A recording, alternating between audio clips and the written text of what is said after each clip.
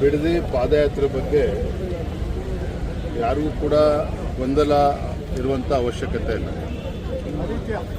ನಾನು ಕೂಡ ಕಳೆದ ವಾರ ಮಾನ್ಯ ಕುಮಾರಸ್ವಾಮಿ ಅವ್ರ ಜೊತೆಲಿ ದೂರವಾಣಿ ಮುಖೇನ ಮಾತನಾಡಿದಾಗ ಕುಮಾರಸ್ವಾಮಿ ಅವರೇ, ನಾವು BJPನೂ ಕೂಡ ನಾವು ರೈತರ ಪರವಾಗಿ ಇದ್ದೇವೆ, BJP JDS ಇಬ್ಬರೂ ಸೇರಿ ನಾವು ಈ ಪಾದಯಾತ್ರೆನ ಹಮ್ಮಿಕೊಳ್ಳೋಣ, ಏನು ತೊಂದರೆ ಇಲ್ಲ ಅನ್ನೋ ಮಾತನ್ನು ನಾನು ಕೂಡ ಹೇಳಿದ್ದೆ. ಅವರು ಕೂಡ ಸಕಾರಾತ್ಮಕ ಸ್ಪಂದನೆ ಕೂಡ ಮಾಡಿದರು. ತದನಂತರದಲ್ಲಿ JDS ಕಡೆಯಿಂದ ಪಾದಯಾತ್ರೆ ಘೋಷಣೆಯನ್ನು ಕೂಡ ಮಾಡಿದರು, ದಿನಾಂಕವನ್ನು ಕೂಡ ಘೋಷಣೆ ಮಾಡಿದರು.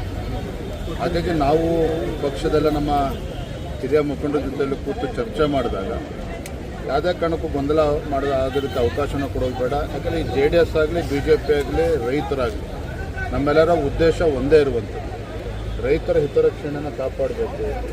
ಈಗಾಗಲೇ JDS ಅವರು ದಿನಾಂಕ ಘೋಷಣೆ ಮಾಡಿರೋದ್ರಿಂದ ಸಾಂಕೇತಿಕವಾಗಿ ಸಿಂಬಾಲಿಕ್ ಆಗಿ ನಾವು ಅವ್ರಿಗೆ ಖಂಡಿತ ನಾವು ಬೆಂಬಲವನ್ನು ಕೊಡಬೇಕು.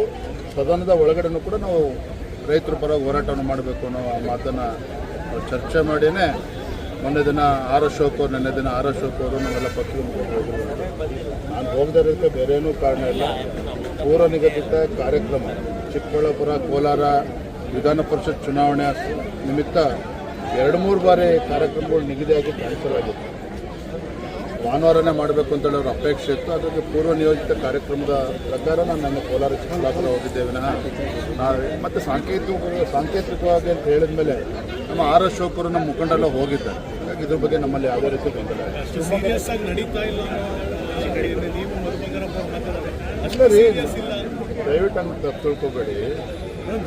ಅಶೋಕ್ ಅವರು ಏನು ಹೇಳಿದ್ರು, ವಿರೋಧ ಪಕ್ಷದ ನಾಯಕರು ಸಾಂಕೇತಿಕವಾಗಿ ನಾವು ಬೆಂಬಲವನ್ನು ನೀಡ್ತಾ ಇದ್ದೇವೆ ಅಂತ ಹೇಳಿದ್ದೇನೆ. ನಾನು ಅದನ್ನೇ ಇಂಗ್ಲೀಷಲ್ಲಿ ಸಿಂಬಾಲಿಕ್ ಆಗಿ ನಾವು ಇದು ಮಾಡ್ತಾ ಇದ್ದೇವೆ ಅಂತೇಳಿ ಬೆಂಬಲ ನೀಡಿದ್ದೇವೆ ಅಂತ ಹೇಳಿದ್ದೇನೆ. ಇದು ಎರಡನೇದು, ನಾನು ಹೇಳಿರ್ತಕ್ಕಂಥ ಉದ್ದೇಶ ನೀವು ತಪ್ಪು ತಿಳ್ಕೊಳ್ತಾ ಇದ್ದೀರಿ. ಯಾವ್ಯಾವ ರೈತರು ಬಿಡದಿನಲ್ಲಿ ಮುಂಚೂಣಿಯಲ್ಲಿ ಬಂದು ಹೋರಾಟವನ್ನು ಮಾಡ್ತಾಯಿದ್ರು, ರಾಜ್ಯ ಸರ್ಕಾರದ ಕಡೆಯಿಂದ ಅವರ ರೈತರ ಮೇಲೆ ಒತ್ತಡವನ್ನು ಹೇರಿ ಅವರಿಗೆ ಪರಿಹಾರವನ್ನು ಕೊಡುವಂಥ ಕೆಲಸ ಮಾಡ್ತಾ ಇದ್ದಾರೆ. ಕೆಲವು ರೈತರಿಂದ ಹಿಂದೆ ಸರಿಕೊಳ್ತಾ ಇದ್ದಾರೆ. ಇದೇ ವಿಚಾರವನ್ನು ನಾನು ಅವತ್ತು ಮಂತ್ರಿಗಳ ಜೊತೆಲೂ ಕೂಡ ಹೇಳಿರುವಂಥದ್ದು. ಅರ್ಥ ಭಾರತೀಯ ಜನತಾ ಪಾರ್ಟಿಗೆ ಇದರಲ್ಲಿ ಆಸಕ್ತಿ ಇಲ್ಲ ಮತ್ತು JDS ಅಷ್ಟೇ ಮುಂದ್ಬಿಟ್ಬಿಟ್ಟಿದ್ದಾರೆ. ಖಂಡಿತ ಆ ಥರದ್ದೇನೂ ಇಲ್ಲ.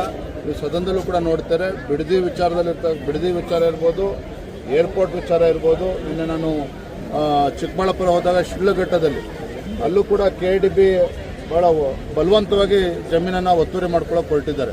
ಯಾಕಂದರೆ ರೈತರ ವಿಚಾರದಲ್ಲಿ ನಾವು ಖಂಡಿತ ನಾವು ಭಾರತೀಯ ಜನತಾ ಪಾರ್ಟಿ ರೈತರ ಪರವಾಗಿರ್ತೇವೆ. ಯಾವುದೇ ಗೊಂದಲಕ್ಕೆ ಅವಕಾಶ ಇಲ್ಲ.